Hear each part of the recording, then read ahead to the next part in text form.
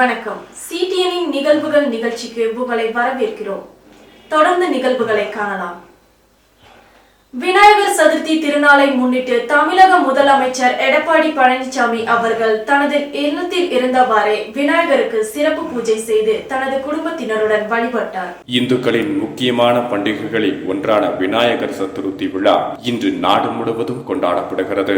இந்த நிலையில் பொது இடங்களில் சிலை வைத்து வழிபடவும் கோவில்களில் பக்தர்களுக்கு அனுமதி மறுக்கப்பட்டுள்ளது. மேலும் பக்தர்கள் வீட்டுகளிலேயே விநாயகர் சிலை வைத்து வழிபட வேண்டும் என தமிழக அரசு அறிவித்திருந்தது. அதன்படி தமிழக முதலமைச்சர் எடப்பாடி பழனிசாமி அவர்கள் சேலம் நெடுஞ்சாலை நகரில் உள்ள அவரது இல்லத்தில் சிறிய அளவிலான விநாயகர் சிலை வைத்து பால், இளநீர் உள்ளிட்ட பல்வேறு அபிஷேகங்கள் செய்தார். அதனைத் தொடர்ந்து விநாயகருக்கு சிறப்பு அலங்கார பூஜைகள் செய்து அவரின் குடும்பத்தினருடன் விநாயகரை வழிபட்டார்.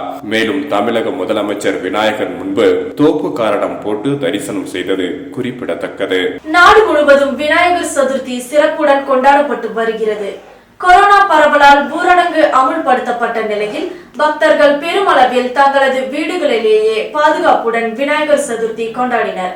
இந்நிலையில் குன்னூர் மாடல் ஹவுஸ் பகுதியில் அமைந்துள்ள கற்பக விநாயகர் ஆலயத்தில் சிறப்பு அபிஷேகம் மற்றும் அலங்காரம் நடைபெற்றது. நாடு முழுவதும் விநாயகர் சதுர்த்தி திருவிழா சிறப்புடன் கொண்டாடப்பட்டு வருகிறது.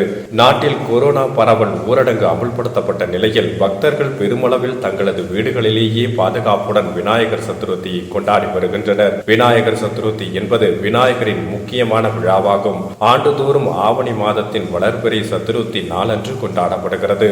பொதுவாக விநாயகர் பிறந்த நாளாக கொண்டாடப்படுகிறது. விநாயகர் சதுர்த்தி முன்னிட்டு விநாயகருக்கு பிடித்த உணவான லட்டு, கொழுக்கட்டை, சுண்டல் போன்ற பிரசாதங்களை வைத்து பக்தர்கள் பூஜை நடத்தினர். இந்த நிலையில் குன்னூர் மாடல் ஹவுஸ் பகுதியில் அமைந்துள்ள கற்பக விநாயகர் ஆலயத்தில் சிறப்பு அபிஷேகம் மற்றும் பூஜை நடைபெற்றது. இதில் சமூக இடைவெளி பின்பற்றி பக்தர்கள் வழிபாட்டில் ஈடுபட்டனர்.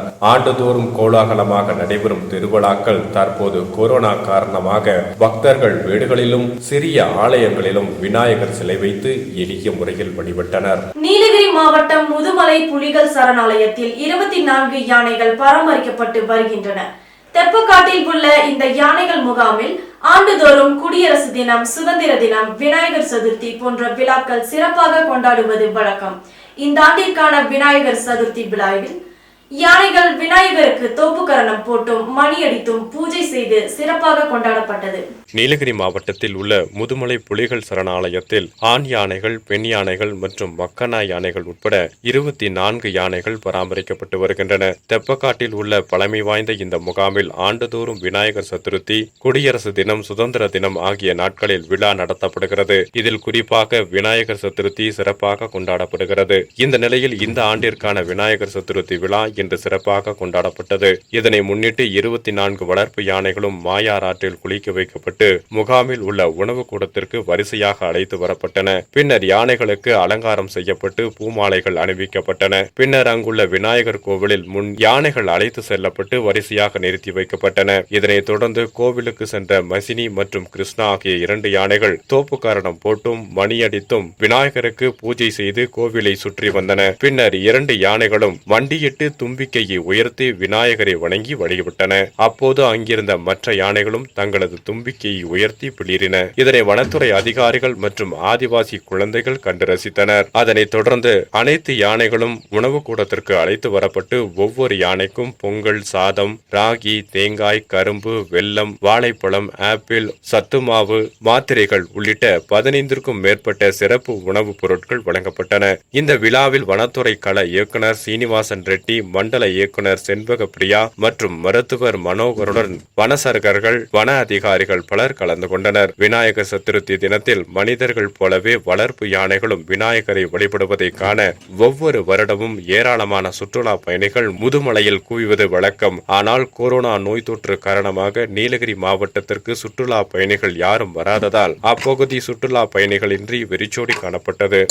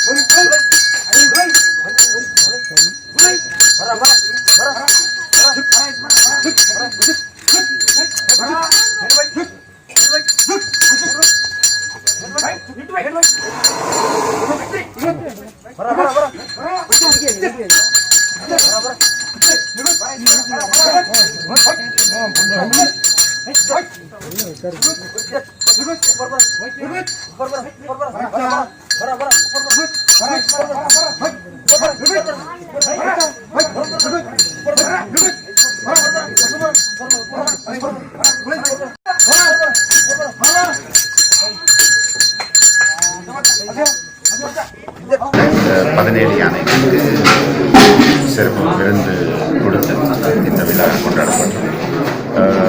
இந்த ரிசர்வ் டூரிசம் நல்லா கொரோனா வைரஸ் பிரச்சனை இப்போ மூடப்பட்டு அந்த காரணத்துக்காக இந்த விழா ரொம்ப லிமிட்டட் ஸ்கேலில் ரெஸ்ட்ரிக்ட் பண்ணி நம்ம நடத்துகிறோம் இங்கே. அண்ட் இங்கே வர இன்னைக்கு நீங்கள் பார்க்க ஜனங்கள் இங்கே இருக்க வன சிப்பந்திகள் அவங்க குடும்பத்தை மட்டும்தான் பார்ட்டிசிபேட் பண்ணியிருக்காங்க. நாமக்கல் மாவட்டம் குமாரபாளையம் நகராட்சிக்குட்பட்ட 27,000 வீடுகளுக்கு கபசுர குடிநீர் மூலிகை பொடி அதிமுக சார்பில் வீடு வீடாக வழங்கும் நிகழ்ச்சியை தமிழக மின்சாரம் மற்றும் மதுவிலக்கு ஆயத்தீர்வைத்துறை அமைச்சர் துவக்கி வைத்தார். நாமக்கல் மாவட்டம் குமாரபாளையம் நகராட்சி 33 வார்டுகள் கொண்ட நகராட்சி பகுதியாகும். நகராட்சி பகுதிகளில் சுமார் 27,000 குடியிருப்புகள் உள்ளன.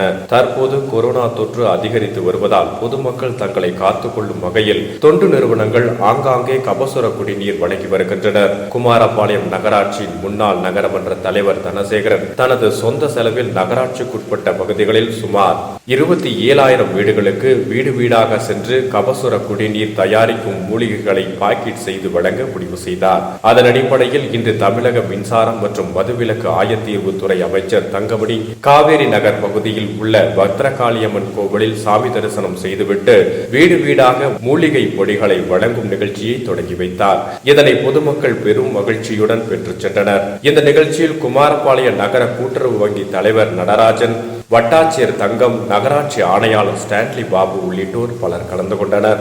விநாயகர் சதுர்த்தி திருநாளை முன்னிட்டு கோத்தகிரி பகுதியில் உள்ள விநாயகர் கோவிலில் சிறப்பு பூஜைகள் நடைபெற்றன.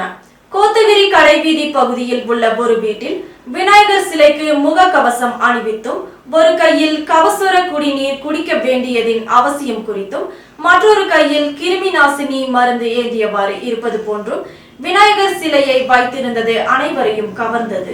ஆண்டுதோறும் தமிழகம் முழுவதும் விநாயகர் சதுர்த்தி விழா மிகவும் சிறப்பாக கொண்டாடப்படுவது வழக்கம். விநாயகர் சதுர்த்தியொட்டி இந்து அமைப்புகள் சார்பில் பொது இடங்கள் மற்றும் கோவில்களில் விநாயகர் சிலைகளை வைத்து வழிபாடுகள் நடத்தி அவற்றை நீர்நிலைகளில் கரைக்கப்படும் நிகழ்ச்சி வருடாந்தோறும் நடைபெற்று வருகிறது. ஆனால் தற்போது நாடு முழுவதும் கொரோனா நோய் தொற்று வேகமாக பரவி வருவதால் முன்னெச்சரிக்கை நடவடிக்கையாக உயர்நீதிமன்றம் விநாயகர் சிலைகளை பொது இடங்களில் வைக்கவும் ஊர்வலங்களை நடத்தவும் நீர்நிலைகளில் கரைக்கவும் தடை விதித்து உத்தரவிட்டுள்ளது. மேலும் 10,000 ரூபாய்க்கு குறைவான வருமானம் உள்ளவர்கள் கோவில்களிலும் அவரவர் வீடுகளில் மட்டும் விநாயகர் சிலைகளை வைக்கவும் அனுமதி வழங்கியுள்ளது. இந்நிலையில் விநாயகர் சதுர்த்தியொட்டி கோத்தகிரி ஊராட்சி ஒன்றிய அலுவலக வளாகத்தில் உள்ள விநாயகர் கோவில், டானிங்டன் விநாயகர் கோவில், கடைவீதி விநாயகர் கோவில் உள்ளிட்ட கோவில்களில் விநாயகர் கடவுளுக்கு சிறப்பு அபிஷேக அலங்கார பூஜைகள் நடத்தப்பட்டு பக்தர்களுக்கு கொழுக்கட்டை, சுண்டல் உள்ளிட்ட பிரசாதங்கள் வழங்கப்பட்டன. மேலும் இந்த கோவில்களில் இருந்து அமைப்புகள் சார்பில் சிறிய அளவிலான விநாயகர் சிலைகள் வைக்கப்பட்டு வழிபாடு நடத்தப்பட்டது. ஊரடங்கு காரணமாக விநாயகர் கோவில்களில் பக்தர்களின் கூட்டம் மிக குறைந்த அளவில் காணப்பட்டது. மேலும் கோத்தகிரி கடைவீதி பகுதியில் உள்ள ஒரு வீட்டில் விநாயகர் சிலைக்கு முகக்கவசம் அணிவித்து ஒரு கையில் கபசுர குடிநீர் குடிக்க வேண்டியதின் அவசியம் மற்றும் கைகளை சுத்தமாக கழுவும் முறை குறித்த விளம்பரங்களையும் மற்றொரு கையில் கிருமி நாசினி மருந்து ஏந்தியவாறு இருப்பது போன்ற விநாயகர் சிலையை காட்சிக்காக வைத்திருந்தது பொதுமக்களிடையே பெரிதும் கவர்ந்தது. இந்த காட்சி வித்தியாசமாக இருந்தாலும் பொதுமக்களிடையே நோய் தொற்று குறித்த விழிப்புணர்வை ஏற்படுத்தும் வகையில் அமைந்திருந்தது என்பது குறிப்பிடத்தக்கது. 2016ஆம் ஆண்டு பிரேசிலில் நடைபெற்ற ஜியோ பாரா ஒலிம்பிக் உயரம் தாண்டுதல் போட்டியில் தங்க பதக்கம் வென்று இந்தியாவிற்கு பெருமை சேர்த்த மாரியப்பன் தங்கவேலு அவர்களுக்கு மத்திய அரசின் ராஜீவ்காந்தி கேல் ரத்னா விருது அறிவிக்கப்பட்டதை அடுத்து அவரது குடும்பத்தினர் கேக் வெட்டி கொண்டாடினர். சேலம் மாவட்டம் பெரிய வடகம்பட்டியில் சாதாரண ஏழை குடும்பத்தை சேர்ந்த மாரியப்பன் கடந்த 2016ஆம் ஆண்டு நடைபெற்ற ரியோ பாரா ஒலிம்பிக் உயர் தாண்டுதல் போட்டியில் தங்கப் பதக்கம் வென்று தமிழகத்திற்கு பெருமை சேர்த்தார். இந்த வெற்றியின் மூலமாக நாட்டு மக்களை தன்வசம் ஈர்த்த நபர் மேலும் உலக பாரா ஒலிம்பிக் சாம்பியன்ஷிப் தொடரில் வெண்கலம் பதக்கம் வென்றார். தொடர்ந்து உலக அளவில் நடைபெறும் பல்வேறு போட்டிகளில் கலந்து கொண்டு பல வெற்றிகளை குவித்துள்ளார். இந்தியாவிற்கு பெருமை சேர்த்த மாரியப்பன் தங்கவேலுவிற்கு மத்திய அரசு ராஜீவ்காந்தி கேல் ரத்னா விருதினை தற்போது அறிவித்துள்ளது. இந்த அறிவிப்பு வெளியானவுடன் மாரியப்பன் தங்கவேலின் தாயார் சரோஜா தம்பி குமார் உள்ளிட்ட குடும்பத்தினர் மற்றும் கிராம மக்கள் மாரியப்பன் இல்லத்தில் கேக் வெட்டி மகிழ்ச்சியை வெளிப்படுத்தினர். என் பேர் சரோஜாங்க. என் மகன் மாரியப்பனுங்க. மாரியப்பன் இந்திய அளவுக்கு ஜெயிச்சிட்டாருங்க. தமிழ்நாட்டுக்கு வாழ்த்துக்கள், இந்திய அளவுக்கு வாழ்த்துக்கள். இன்னும் நான் ஆண்டவனே நான் வேண்டிக்கிறேன், இன்னும் ஜெயிக்கணும், பேர் வாங்கணும், மெடல் வாங்கியிருக்கேன். எங்களுக்கு ரொம்ப சந்தோஷங்க. கடவுளை வேண்டிக்கிறேங்க. மத்திய அரசுக்கு அவங்களுக்கு நன்றி, வாழ்த்துக்களுக்கு. சத்யநாராயண சாருங்க, அவருக்கு வாழ்த்துங்களும் நன்றிங்க. இன்னும் நாங்கள் மேலும் மேலும் எங்கள் ஜெயிக்கணும் அப்படின்னு நாங்கள் வாழ்த்தல் கடவுளை ஆண்டவனை வேண்டிக்கிறோங்க. தமிழகத்தை சேர்ந்த Olympic gold medal Padmashri Mariyappan அவர்களுக்கு மத்திய அரசு ராஜீவ் கேல் ரத்னா விருது அறிவிக்கப்பட்டிருக்கிறது. இது மிகவும் ஒரு மகிழ்ச்சியான செய்தி. இத்துடன் 3வது விருது பத்மஸ்ரீ விருது, அர்ஜுனா அவார்டு, இது ராஜீவ் கேல் ரத்னா விருது. மத்திய அரசுக்கு நாங்கள் நன்றி செலுத்த விரும்புகிறோம். இப்போ சேலம் மாவட்டம் கடையம்பட்டி தாலுகா பெரியடம்பட்டி கிராமத்தைச் சேர்ந்த மாரியப்பன் அவர்களுக்கு வாழ்த்துக்கள். அவங்க குடும்ப நண்பர்கள் அனைவரும் மிகப்பெரிய ஒரு சந்தோஷத்தில் இருக்கிறோம். மீண்டும் பல்வேறு சாதனைகளை இந்த இந்திய நாட்டிற்காக தேடித்தர வேண்டும். அது மிகப்பெரிய ஒரு மகிழ்ச்சியான ஒரு செய்தி. தம்பிக்கு ரொம்ப பெருமையாக இருக்குது, எங்களுக்கும் பெருமையாக இருக்குங்க சார். இன்னும் மேலும் வளரணும். தமிழ்நாட்டுக்கு கவர்மெண்ட்டுக்கு பெருமை சேர்த்தணும். வடமட்டி தமிழ்நாட்டுக்கு ரொம்ப பெருமையாக இருக்குது. எங்களுக்கு வீட்டுக்கும் ரொம்ப சந்தோஷமாக இருக்குது. மீண்டும் வளரும். ஆண்டவனை தரிசிக்கிறோம். கோத்தகிரியில் செயல்பட்டு வரும் தேசியமயமாக்கப்பட்ட வங்கி கிளையில் பணியாற்றி வந்த ஊழியர் ஒருவருக்கு கொரோனா தொற்று உறுதி செய்யப்பட்டதை அடுத்து வங்கி கிளை தற்காலிகமாக மூடப்பட்டது. மேலும் அந்த வணிக வளாகத்தில் செயல்பட்டு வந்த கடைகள் அனைத்தும் முன்னெச்சரிக்கை நடவடிக்கையாக மூடப்பட்டன. இந்நிலையில் கோத்தகிரி பேரூராட்சி சார்பாக வங்கி கட்டிடம் உட்பட வணிக வளாகம் முழுவதும் கிருமி நாசினி தெளிக்கப்பட்டு முழு சுகாதார பணி மேற்கொள்ளப்பட்டு வருகிறது. கோத்தகிரியில் செயல்பட்டு வரும் தேசிய மயமாக்கப்பட்ட பாரத ஸ்டேட் வங்கி கிளையில் பணியாற்றி வந்த ஊழியர் ஒருவருக்கு கொரோனா நோய் தொற்று உறுதி செய்யப்பட்டதை அடுத்து வங்கி கிளை தற்காலிகமாக மூடப்பட்டது. கோத்தகிரி காமராஜர் சதுக்கம் பகுதியில் உள்ள வணிக வளாகம் ஒன்றில் பாரத ஸ்டேட் வங்கி கிளை செயல்பட்டு வருகிறது. இந்நிலையில் அந்த வங்கியில் பணிபுரிந்த ஊழியர் ஒருவருக்கு கொரோனா நோய் தொற்று உறுதி செய்யப்பட்டதை அடுத்து அந்த வங்கி கிளை தற்காலிகமாக மூடப்பட்டது. மேலும் அந்த வணிக வளாகத்தில் செயல்பட்டு வந்த கடைகள் அனைத்தும் முன்னெச்சரிக்கை நடவடிக்கையாக மூடப்பட்டன. இதனைத் தொடர்ந்து கோத்தகிரி பேரூராட்சி செயல் அலுவலர் மணிகண்டன், சுகாதார ஆய்வாளர் ரஞ்சித் மற்றும் சுதாகர் ஆகியோர் மேற்பார்வையில் வங்கி கட்டிடம் உட்பட வணிக வளாகம் முழுவதும் கிருமிநாசினி மருந்து தெளிக்கப்பட்டு முழு சுகாதார பணிகள் மேற்கொள்ளப்பட்டன. மேலும் வங்கியில் பணியாற்றி வந்த மற்ற ஊழியர்களுக்கும் சளி மாதிரிகள் சேகரிக்கப்பட்டு பரிசோதனைக்காக அனுப்பி வைக்கப்பட்டன. உதகை நகராட்சிக்குட்பட்ட தீட்டுக்கல் பகுதியில் புதிய வீட்டிற்கு அளவீடு செய்ய லஞ்சம் வாங்கிய நகராட்சி வருவாய் உதவி ஆய்வாளரை லஞ்ச ஒழிப்புத்துறை போலீசார் கையும் களவுமாக பிடித்து கைது செய்தனர். மலை மாவட்டமான நீலகிரி மாவட்டத்தில் உள்ள உதகை நகராட்சிக்கு உட்பட்ட பகுதியில் புதிய வீடுகள் கட்டுவது சம்பந்தமாக பல்வேறு முறைகேடுகள் நடைபெற்று வரும் நிலையில் உதகை நகராட்சிக்கு உட்பட்ட தீட்டுக்கல் பகுதியில் வசித்து வரும் பிரபு என்பவர் சட்ட திட்டத்திற்கு உட்பட்டு வீடு கட்டியுள்ளார். அந்த வீட்டிற்கு நகராட்சியின் சார்பில் நில அளவீடு செய்ய நகராட்சி வருவாய் உதவி ஆய்வாளர் சத்ய ஆரோக்கியநாதன் என்பவர் 15,000 ரூபாய் லஞ்சம் தர வேண்டும் என்று கூறியுள்ளார். இதனைத் தொடர்ந்து பிரபு லஞ்ச ஒழிப்புத்துறை போலீசாரிடம் புகார் அளித்துள்ளார். புகாரின் அடிப்படையில் பிரபு வருவாய் உதவி ஆய்வாளர் சத்ய ஆரோக்கியநாதனிடம் 15,000 ரூபாய் லஞ்ச பணத்தை வழங்கும் பொழுது லஞ்ச ஒழிப்பு போலீசார் நகராட்சி வருவாய் உதவி ஆய்வாளரை கையும் களவுமாக பிடித்து கைது செய்தனர். கைது செய்யப்பட்ட சத்ய ஆரோக்கியநாதன் உதகை நகராட்சிக்கு உட்பட்ட பல வீடுகளுக்கு நில அளவீடு செய்ய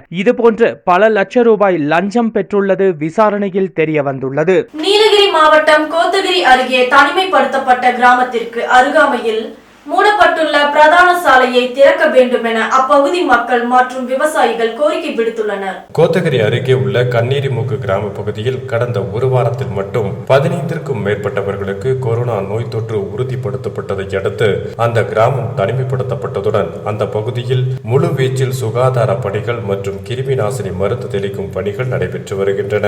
மேலும் அப்பகுதி கிராம மக்கள் தங்களது கிராமத்தையொட்டி செல்லும் பிரதான சாலை வழியாக செல்லும் போக்குவரத்தை தடை செய்து சாலையை தற்காலிகமாக மூட வேண்டும் என கோரி சாலை மறியலில் ஈடுபட்டதை தொடர்ந்து அந்த சாலை மூடப்பட்டது. இந்த பிரதான சாலை மூடப்பட்டதால் அருகே உள்ள அலியூர், சாமில் திட்டு, அரையட்டி, பணக்கம்பை, கடைக்கம்பட்டி, கப்பட்டி, எம் கைகாட்டி, உயிலட்டி, கூக்கல் துறை, மசக்கல் உட்பட சுமார் 20க்கும் மேற்பட்ட குக்கிராமங்களுக்கு கோத்தகிரியில் இருந்து திம்பட்டி வழியாக செல்லும் பழுதடைந்துள்ள மாட்டு சாலை வழியாக பல கிலோமீட்டர் சுற்றி செல்ல வேண்டியுள்ளதால் வாகன ஓட்டிகளும் நடந்து செல்பவர்களும் பெரிதும் சிரமப்பட்டு வருவதால் மீண்டும் மூடப்பட்ட பிரதான சாலையை திறந்துவிட வேண்டும் என கிராம மக்கள் தொடர்ந்து கோரிக்கை விடுத்து வருகின்றனர். இது மட்டுமின்றி இந்த பகுதியில் நூற்றுக்கணக்கான விவசாயிகள் மலை காய்கறிகளை பயிரிட்டு உள்ளதால் காய்கறிகளை விற்பனைக்காக வாகனங்களில் கொண்டு செல்வதிலும் சிரமம் ஏற்பட்டுள்ளதாக தெரிவித்தனர். மேலும் மாற்று சாலை மிகவும் செங்குத்தான சாலையாக அமைந்துள்ளதால் அந்த கான்கிரீட் சாலையில் பல இடங்களில் பழுதடைந்து குண்டும் குழியுமாக காணப்படுவதாலும் மிகவும் செங்குத்தான சாலையாக இருப்பதாலும் காய்கறிகளை ஏற்று செல்லும் வாகனங்கள் அந்த சாலையில் செல்ல முடியாமல் பாதியிலேயே நின்று விடுவதாக விவசாயிகள் கவலை தெரிவிக்கின்றனர். எனவே கண்ணீரிமுக்கு பகுதியில் மூடப்பட்ட பிரதான சாலையை பொதுமக்கள் பயன்பாட்டிற்கு திறந்துவிட வேண்டும் அல்லது பழுதடைந்த சாலையை உடனடியாக பராமரிப்பு செய்து தர வேண்டும் எனவும் அப்பகுதி மக்களும் விவசாயிகளும் அதிகாரிகளுக்கு கோரிக்கை விடுத்து வருகின்றனர். நீலகிரி மாவட்டம் குன்னூர் ராணுவ பகுதியில் பொலிவிழந்து காணப்பட்ட சிலைகளை வர்ணம் தீட்டி புதுப்பிக்கும் பணிகள் நடைபெற்று வருகின்றன. நீலகிரி மாவட்டம் குன்னூர் வெலிங்டன் பேரக்ஸ் பகுதியில் மெட்ராஸ் ரெஜிமெண்டல் சென்டர் ராணுவ படைப்பிரிவு செயல்பட்டு வருகிறது.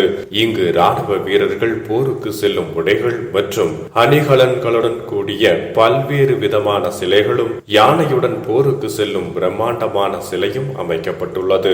இதனை மாணவ மாணவிகள் மற்றும் சுற்றுலா பயணிகள் அறிந்து கொள்ளும் விதமாக 7 ஆண்டிற்கு முன்பாக நிறுவப்பட்டு காட்சிப்படுத்தப்பட்டது. இந்த சிலைகள் அனைத்தும் சில நாட்களாக பொலிவு இழந்து காணப்பட்ட நிலையில் தற்போது வர்ணம் தீட்டப்பட்டு புதுப்பிக்கும் பணிகள் நடந்து வருகிறது.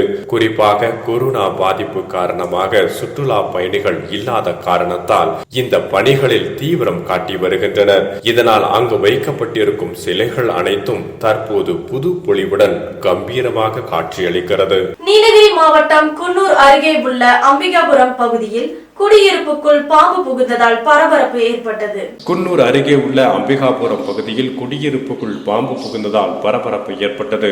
குன்னூர் சுற்றுவட்டார பகுதிகளில் கடந்த சில நாட்களாக பாம்புகளின் எண்ணிக்கை அதிகரித்துள்ளது. இதனால் தேயிலை தோட்டங்கள் மற்றும் காய்ந்த செடிகளில் இருந்து வெளியேறும் பாம்புகள் குடியிருப்புகள், தங்கும் அறைகள், ஏடிஎம் நிலையங்கள் போன்ற பகுதிகளில் இருந்து தீயணைப்பு துறையினர் தினந்தோறும் பாம்புகளை பிடித்து வனப்பகுதியில் விட்டு வருவது தொடர்கதையாக உள்ளது. இந்த நிலையில் குன்னூர் அருகே உள்ள அம்பிகாபுரம் பகுதியில் குடியிருப்புக்குள் பாம்பு வந்ததாக தீயணைப்பு துறையினருக்கு தகவல் தெரிவிக்கப்பட்டது. இதன் பேரில் சம்பவ இடத்திற்கு சென்ற தீயணைப்பு துறையினர் பாம்பு இருந்த பகுதியை சுமார் 1 மணி நேரம் தேடி வந்தனர். இருந்த போதிலும் பாம்பு அந்த பகுதியில் இருந்து வெளியேறியதால் பாம்பு பிடிக்கும் பணி தோல்வியடைந்தது. இதனால் சிறிது நேரம் பரபரப்பு ஏற்பட்டது. கோத்தகிரி நகரின் மைய பகுதியான ராம்சந்த் சதுக்க பகுதியில் இரவு நேரத்தில் சாலையின் குறுக்கே முள்ளம்பன்றியை கண்ட வாகன ஓட்டிகள் அச்சமடைந்தனர். கோத்தகிரி மற்றும் அதன் சுற்றுவட்டார பகுதியில் உணவு மற்றும் தண்ணீர் தேடி வனவிலங்குகள் குடியிருப்பு பகுதிகள், சாலைகள், தேயிலை தோட்டங்களுக்குள் புகுந்து வருகின்றன. மேலும் வனவிலங்குகள் மனிதர்களை தாக்கி அவ்வப்போது மனித வனவிலங்கு மோதல் நடைபெற்று அதில் மனிதர்கள் காயமடைந்தும் அவ்வப்போது உயிரிழப்பு ஏற்படுவதும் வாடிக்கையாகி வருகிறது. இந்நிலையில் நேற்று இரவு சுமார் 10 மணி அளவில் பொதுமக்கள் மற்றும் போக்குவரத்து நெரிசல் மிகுந்த நகரின் மைய பகுதியான ராம்சந்த் சதுக்கம் பகுதியில் உள்ள சாலையின் குறுக்கே முள்ளம்பன்றி ஒன்று மெதுவாக நடந்து வந்தது. இதை கண்ட அந்த வழியாக சென்ற வாகன ஓட்டிகள் தங்கள் வாகனங்களை சற்று தொலைவிலேயே நிறுத்தினர். வாகனங்களை கண்ட மிரட்சி அடைந்த முள்ளம்பன்றி தன் உடலில் உள்ள முட்களை விரித்து வாகனத்தை நோக்கி வந்தது. பின்னர் சிறிது நேரம் சாலையிலேயே உலா வந்த முள்ளம்பன்றி அங்கிருந்த புதருக்குள் சென்றது. பின்னர் வாகன ஓட்டிகள் தங்கள் வாகனங்களை இயக்கி அங்கிருந்து புறப்பட்டு சென்றனர். CTNின் நிகழ்வுகள் நிகழ்ச்சி இத்துடன் நிறைவடைகிறது. தினம்தோறும் CTNின் நிகழ்வுகள் நிகழ்ச்சியை இரவு 8:30, இரவு 10 மணி, காலை 7:30 மணிக்கு காண தவறாதீர்கள். வணக்கம்.